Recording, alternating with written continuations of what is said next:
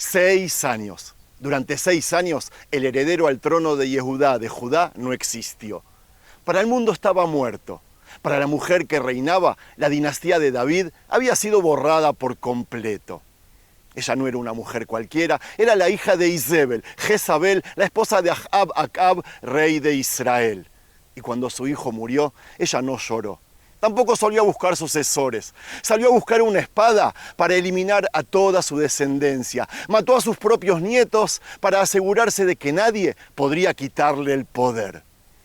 Amigos, les habla Sergio Bacari, del canal Bacari Suelto en Israel, otra vez con ustedes, otro domingo con la Biblia en la mano, en busca de versículos, personajes, lugares, todo lo relacionado con la misma, desde el mismo lugar de los hechos. Gracias por acompañarme y gracias a los que siguen visitando nuestra tienda virtual, en la cual pueden llevarse un pedacito de Tierra Santa a los salones de vuestras casas, no importa en qué lugar del mundo ustedes viven. ¿Cómo visitar nuestra tienda? Pinchando en el enlace de aquí arriba o en el primer enlace de este y todos los videos.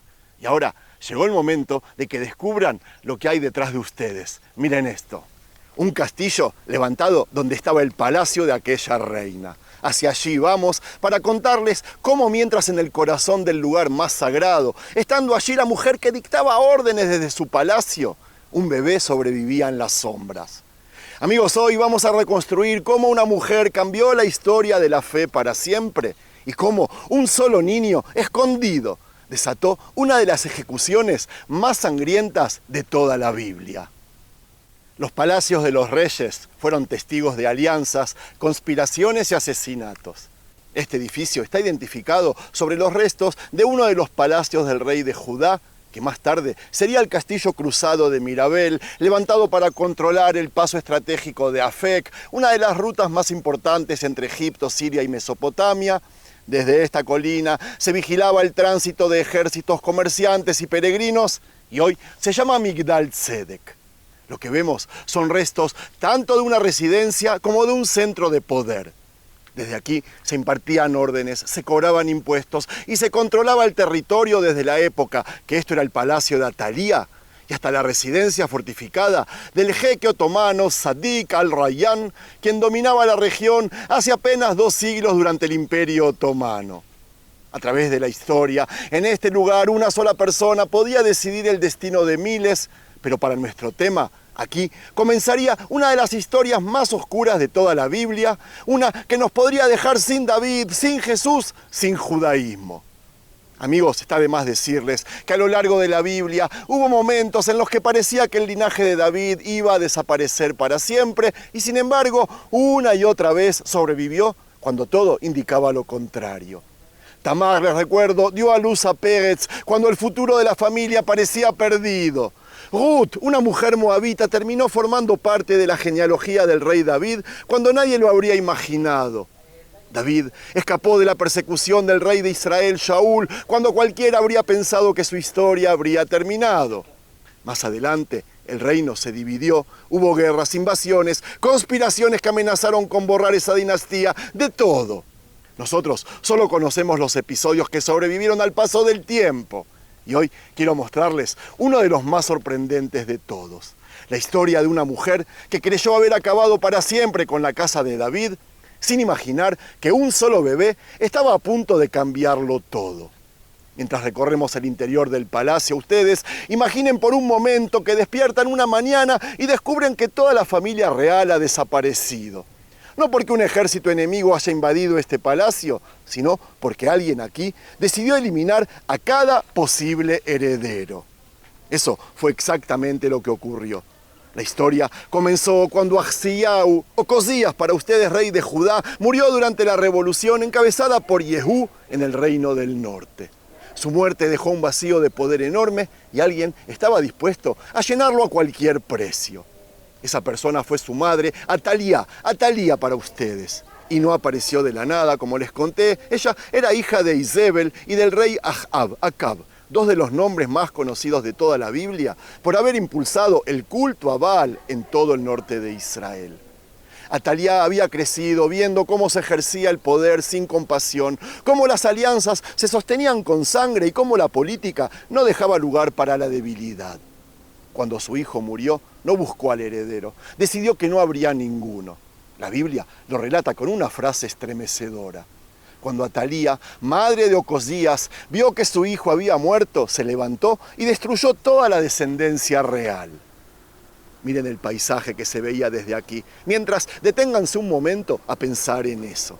El Tanaj no está hablando de enemigos, está hablando de su propia familia. Príncipes, niños y bebés que podían reclamar el trono. Para Atalía, cada uno representaba un peligro.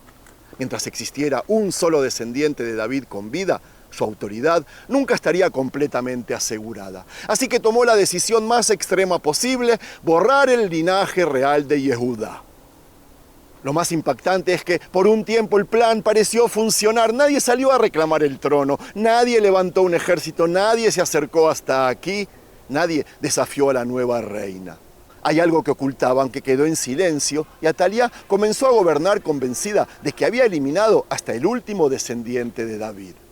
Pero hay un detalle que ella nunca llegó a descubrir: que mientras sus hombres recorrían el palacio buscando a cada heredero, una mujer de su propia familia estaba tomando una decisión que cambiaría la historia para siempre. Según la tradición judía, amigos, les quiero decir que más allá del palacio del rey en la ciudad de David, en Jerusalén, los reyes tenían otros palacios de invierno o de verano, y este era uno de ellos. No puedo asegurar en un 100% que esta historia sucedió aquí, pero sí en un 50%. El final sí sucedería en el Palacio de Jerusalén porque lo dice la fuente. De todas maneras, lo importante para nosotros es que si la historia terminara allí, la casa de David habría desaparecido para siempre y hoy no estaría contando la historia. Atalía habría conseguido lo que ningún enemigo había logrado hasta ese momento: acabar con la dinastía que gobernará Judá desde los días de David. Pero, mientras la masacre estaba ocurriendo, hubo alguien que se negó a aceptar ese final. ¿Quién? Ustedes se preguntan. La respuesta, mientras recorremos la ciudad. Su nombre era Yosheba, Josabá para ustedes. La Biblia la presenta como hija del rey Jehoram, Jehoram para ustedes, y hermana de Ahziau, Ocosías. Era además esposa del sumo sacerdote del Cohen Agadol, Jehoiada, Joiada. Mientras el palacio se convertía en un lugar de muerte, ella hizo algo que debió costarle la vida si la descubrían. Pero lo hizo. Entró donde estaban los hijos del rey y tomó a un bebé antes de que los asesinos llegaran hasta él. Ese niño era Joás, el último heredero de la familia de David. La Biblia lo relata así. Pero Yosheba, hijo del rey Joram, hermana de Ocosías, tomó a Joás, hijo de Ocosías, y lo sacó furtivamente de entre los hijos del rey, a quienes estaban matando, y lo puso a él y a su nodriza en un dormitorio. Así lo escondieron de Atalía y no fue muerto. Amigos, imaginen la escena: mientras todos creían que la familia real estaba siendo exterminada, un bebé estaba desapareciendo sin dejar un solo rastro. Terminó oculto en el mismo lugar donde menos sentido tenía buscarlo, en el templo de Jerusalén.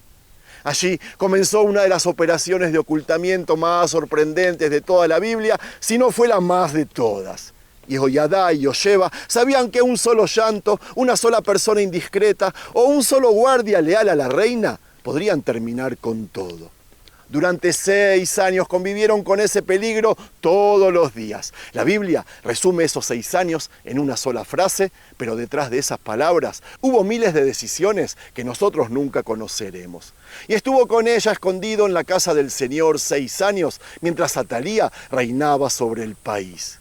Eso significa que mientras ella gobernaba convencida de que había eliminado a toda la descendencia real, el verdadero rey crecía a pocos metros de distancia, protegido por las mismas personas que cada día entraban y salían del templo. La gran pregunta es inevitable. ¿Cómo pudo una reina controlar todo un reino durante 6 años sin descubrir que el hombre más buscado de todo Yehudá estaba vivo?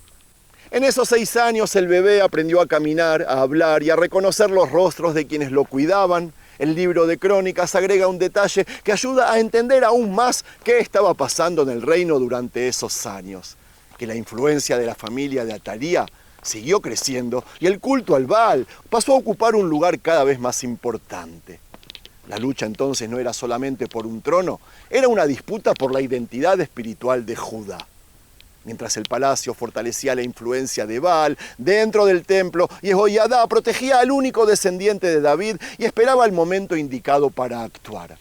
Aquí aparece uno de los personajes más inteligentes de toda esta historia, Jehoiada, que entendía que un intento apresurado terminaría en una nueva matanza. Por eso dejó que pasaran los años. Observó, esperó y preparó cada paso con paciencia, reunió aliados de confianza, fortaleció vínculos con los jefes militares y mantuvo el secreto más importante del reino sin que saliera una sola palabra.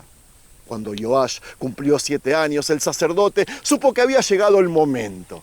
El niño ya podría ser presentado públicamente como heredero de David y la conspiración estaba lista para salir de las sombras.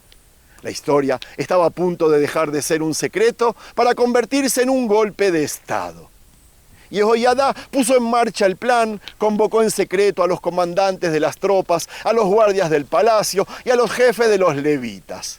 Nadie fue llamado por casualidad, todos debían ser hombres de confianza porque una sola traición habría terminado con la vida de Joash antes de que pudiera ser coronado. Cuando estuvieron reunidos, el sacerdote hizo algo que ninguno de ellos esperaba. Les mostró al niño. De pronto comprendieron que la casa de David seguía viva. La Biblia dice, y cito, entonces hizo salir al hijo del rey, le puso la corona y el testimonio. Lo proclamaron rey y lo ungieron. Y batiendo las manos dijeron, ¡que viva el rey! Ese fue el momento en que 6 años de silencio terminaron de golpe. Las trompetas comenzaron a sonar, el pueblo respondió con gritos de alegría, los guardias ocuparon sus posiciones y el templo se convirtió en el escenario donde estaba cambiando la historia de Judá. Y Jehoiada había pensado hasta el último detalle. La Biblia cuenta que entregó a los soldados las lanzas y los escudos que habían pertenecido al rey David y que estaban guardadas en el templo.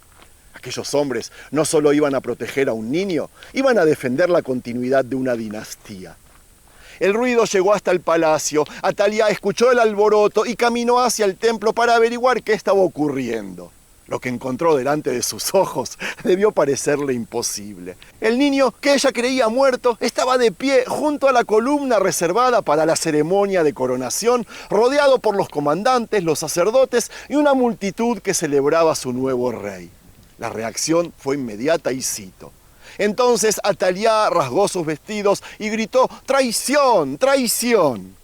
Aquellas fueron las últimas palabras de una reina que había gobernado 6 años mediante el miedo. Nadie salió a defenderla, nadie respondió a su llamado. En cuestión de minutos, ella comprendió que el poder que había construido sobre una masacre acababa de derrumbarse delante de todo el pueblo.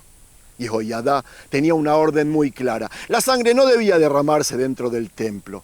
Por eso, cuando Atalía fue capturada, mandó sacarla del recinto sagrado antes de ejecutar la sentencia. La Biblia lo describe de esta manera. Entonces el sacerdote Jehoiada dio orden a los jefes de centenas que estaban al mando del ejército. Sacadla fuera del recinto del templo y al que la siga, matadlo a espada, dijo. Porque el sacerdote había dicho que no la maten en la casa del Señor. Ellos le abrieron el paso y ella fue por el camino de la entrada de los caballos a la casa del rey y allí la mataron. Así, amigos, terminó el reinado de la única mujer que había gobernado Yehudá. La misma persona que había ordenado exterminar a toda la familia real terminaría perdiendo el poder, el trono y la vida. El objetivo de Jehoiada nunca fue solamente cambiar de rey. Después de la coronación, reunió al pueblo y renovó el pacto con Dios. También destruyeron el templo de Baal, derribaron sus altares y acabaron con el culto que había crecido durante aquellos años. Ese fue el verdadero final de la historia. Judá recuperó un rey legítimo, el pueblo recuperó su pacto y la casa de David continuó existiendo cuando todo indicaba que había llegado a su fin.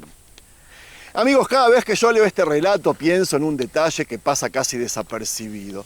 Durante 6 años el futuro de una promesa dependió de un solo niño escondido en el templo y de unas pocas personas que decidieron arriesgarlo todo para protegerlo.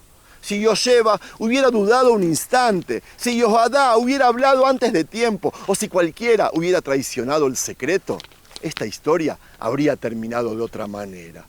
Y eso convierte a Atalía en mucho más que una reina asesina. La convierte en la mujer que estuvo más cerca que nadie de borrar la casa de David. Sin embargo, el verdadero protagonista nunca fue Atalián ni Joash.